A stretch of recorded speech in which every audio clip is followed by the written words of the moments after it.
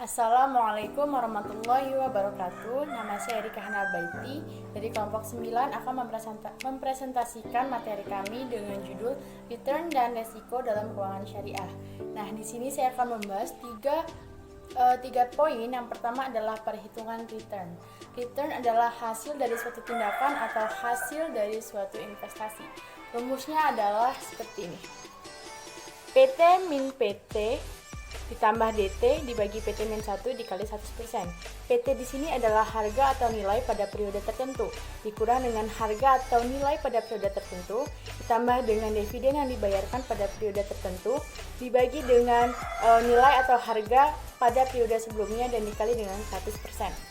Poin kedua adalah tingkat perhitungan keuntungan yang diharapkan dan resiko. Resiko adalah sesuatu yang akan diterima atau ditanggung oleh seseorang sebagai konsekuensi atau akibat dari suatu tindakan yang dilakukan. Nah, rumusnya ada 3. Yang pertama adalah untuk mencari tingkat keuntungan yang diharapkan. Dilambangkan dengan IR sama dengan sigma PI dikali RI. PI di sini adalah probabilitas untuk kondisi I dikali dengan return untuk kondisi I.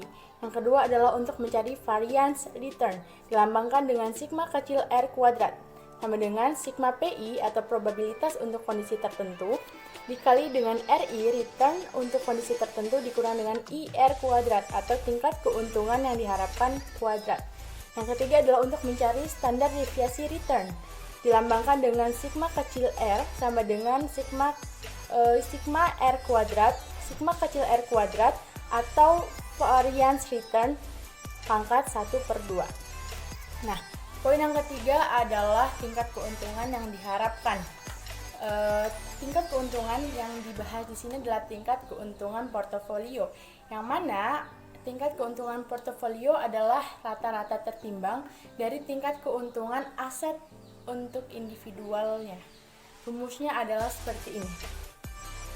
Nah, portofolio di sini kita lambangkan dengan huruf P. Jadi, IRP atau tingkat keuntungan portofolio sama dengan sigma XI dikali IRI. XI di sini adalah proporsi untuk aset individualnya dikali dengan IRI atau tingkat keuntungan yang diharapkan untuk aset individual. Baiklah, saya akan menjelaskan tentang efek diversifikasi. Secara umum, jika jumlah aset dalam portofolio ditambah secara random, ada kecenderungan risiko portofolio tersebut semakin mengecil. Semakin ditambah jumlah asetnya, maka penurunan risiko portofolio dengan tingkat penurunan semakin melambat. Dengan ditambah aset dalam portofolio, risiko total biasanya diukur dengan varians atau standar devisi return suatu aset. Bagian awal bab ini menjelaskan perhitungan varians atau standar deviasi. Risiko sistematis dihitung melalui formula, yakni beta atau risiko sistematis aset I sama dengan konvarians antara return aset I dengan return pasar dibagi varians return aset I. Di sini akan menjelaskan set yang efisien. Dalam membentuk portofolio yang efisien, investor perlu berpegang pada perilaku yang berasumsi pengambilan keputusan yang dilakukan investor.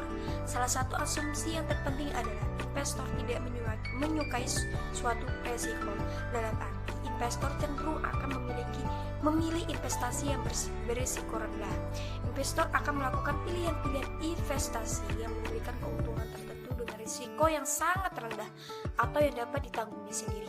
Dalam kondisi tersebut, maka investor harus mampu membentuk portofolio yang efisien, yakni melakukan investasi dalam sekuritas atau gabungan sekuritas yang memberikan keuntungan yang diharapkan tentu dengan tingkat risiko yang rendah dan dapat investor tanggung seseorang. Investor berusaha untuk mencari pilihan instrumen gabungan investasi yang bersifat high return dengan low risk. Terima kasih. Oke, assalamualaikum warahmatullahi wabarakatuh. Saya Fikri Amanda. Di sini saya akan menjelaskan materi tentang risiko dan return portofolio model indeks tunggal. William Sharpe pada tahun 1963 mengembangkan model indeks tunggal atau single index model Menurut model tersebut, return suatu saham atau aset dipengaruhi oleh faktor bersama tunggal sebagai berikut.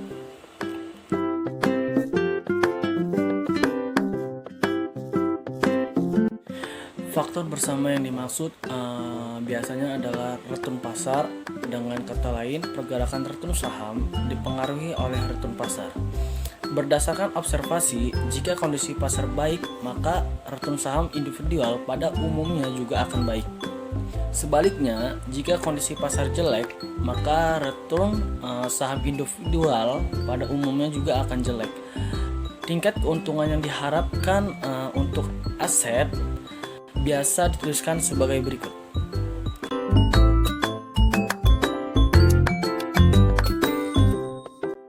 Dan menurut model indeks tunggal, total risiko bisa dipecah ke dalam dua komponen, yaitu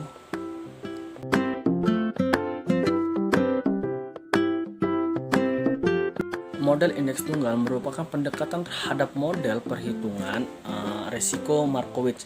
Karena itu, hasil yang diperoleh dari total indeks tunggal bisa berbeda dengan perhitungan secara langsung atau dengan Markowitz langsung menghitung standar deviasi return aset. Biasanya, hasil yang diperoleh oleh model indeks tunggal cenderung lebih rendah dari perhitungan langsung. Hal tersebut dikarenakan model indeks tunggal mengasumsikan covariance antar saham adalah 0. Penulisan model indeks tunggal yang lebih lengkap adalah sebagai berikut.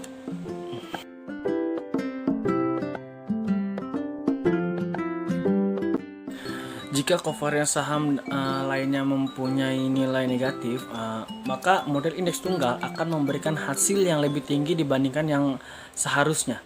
Jika covariance dengan saham lain mempunyai nilai positif, maka model indeks tunggal akan memberikan hasil yang lebih rendah dibandingkan hasil yang seharusnya.